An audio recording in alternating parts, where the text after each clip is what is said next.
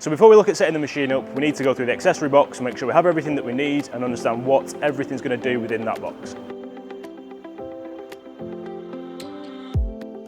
Okay, so opening up the accessory box, we have a series of different products in here. So the first one that we come to is the glass plate. Now this is what we're going to use to print products on, and that gets installed into the machine shortly. So going through the section within the box, we have on this side here, we have our spool holder, which is going to hold the material while we're printing.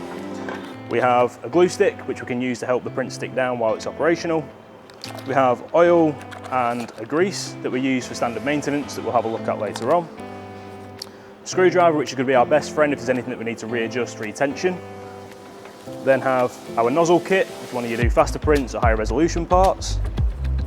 A USB drive so that we can transfer parts from the computer onto the machine if we don't run it through the network. And the most important thing that we have in here is the calibration card, which is going to be the key to success for printing on this machine. In the other sections of the box, we also have the power supply, which we'll be using to make sure the machine has power.